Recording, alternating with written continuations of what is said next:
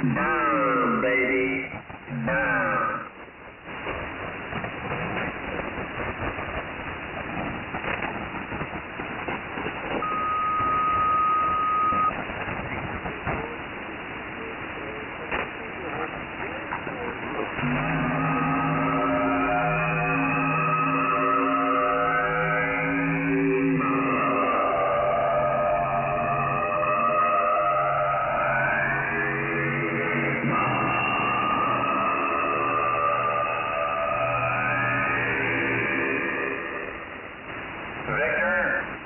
America 3, Golf, Foxtrot, Yankee, Capital City, Canada, the weakest station in the nation, the station with the most modulation, coal country Canada, Capital City, top of the world, and I always get down. I don't know what's going on out there. How about a radio check? Anyway, WB6WCO, Northeast Florida. Anybody copy? Yeah, sounds good here.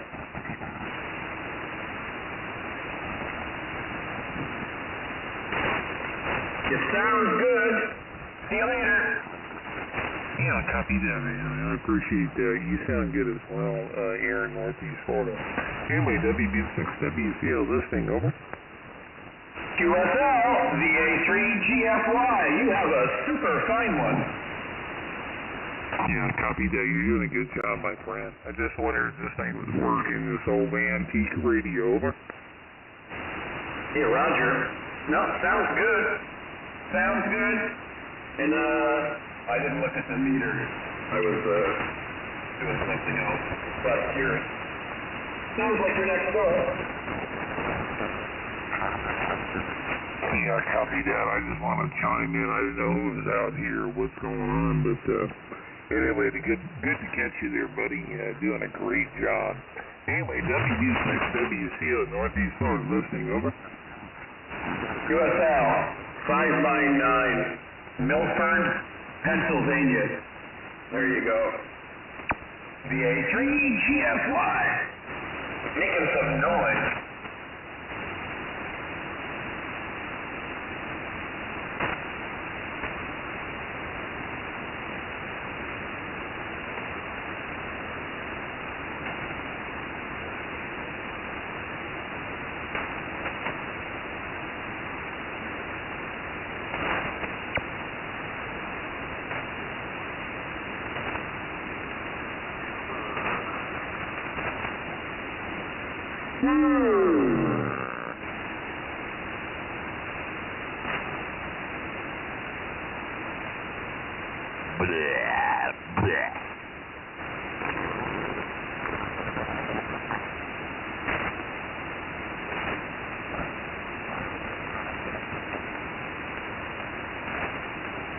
Things that make you go,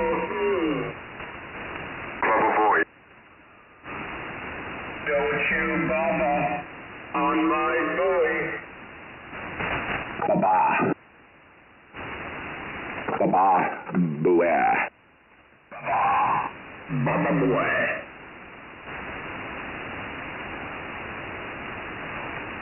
God darn, my little Cracker Jack box radio really works well. That's what you're driving the amp with? Yeah, little SDR radio. It's 150, well, 200 watts. That SDR puts out 200 watts? No, the SDR puts out 10. Oh, okay, 10, and then the amp's doing the work. I always thought you needed higher power into an amp to prevent CBers from using them. Why would you prevent CVers from using amps?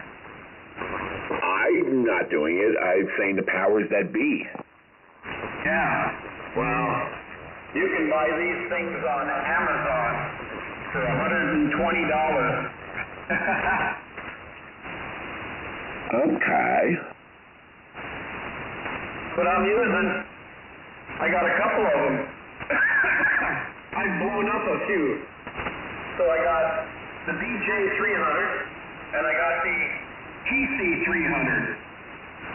And they're all run by these Motorola transistors. But $120, $130 from 1.8 to 30 megahertz. $130. And you gotta tune it or adjust it, or does it good to go? Good to go. I got my SDR radio. I got my amplifier. I got my Heathkit power SWR meter, and then I got my Versa tuner MFJ 989D, and then out to the antennas.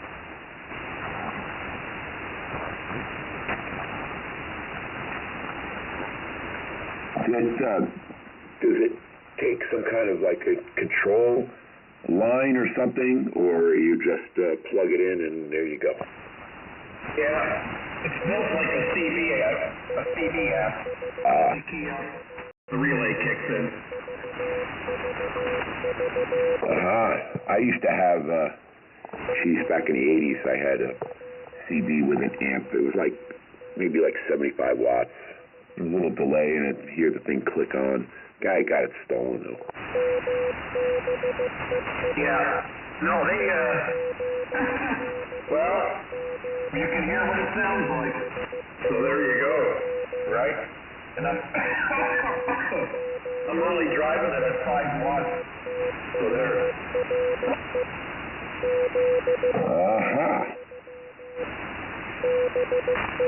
There you go. Yeah. I was driving them at 10 watts all the time, but I kept blowing them up.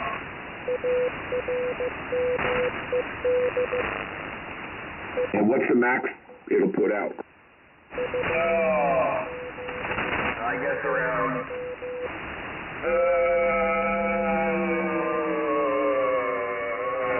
close to 10. You run it at 14 volts.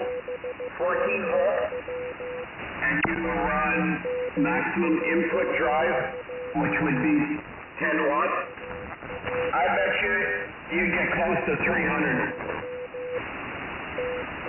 That's interesting. I might have to upgrade my 4-to-1 Ganella Ballon and other stuff. Maybe the actual antenna wire, I don't know. Yeah. This is like a $500 antenna. So this antenna kicks off, by the way, to 40 meters. A Hustler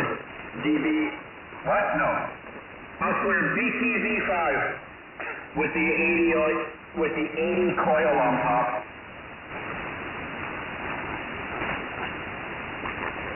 See, I've never bought a commercial antenna. I've always homebrewed. So this is a 40 meter loop, and I'm using. It was a pain in the ass because the thing would twist, but I'm using this. It's like a braided copper. It's like fishing line almost, and then a 4-1 Ganella homebrewed dual FT140, was it FT140-43 dual core Ganella Ballon. Oh yeah.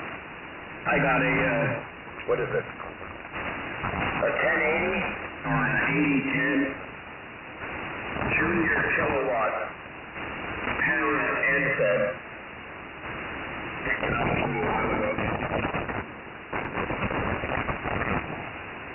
I got a couple of homebrewed end feds also. I got one. The thing was working like a champ, and then all of a sudden went out of tune. And lately, I've been having trouble tuning it for some reason. And I used to have 80 on it also, but that's I cut the line. So yeah, I got to work on that. I'd miss having 80. Yeah. Well, hang on a second. And then I don't know if the line stretched on the loop, but 40 is dead on, practically 1-to-1. But the 20 meters for some reason is about, it's like 1.8. It's creeped up there for some reason. My end fed's good from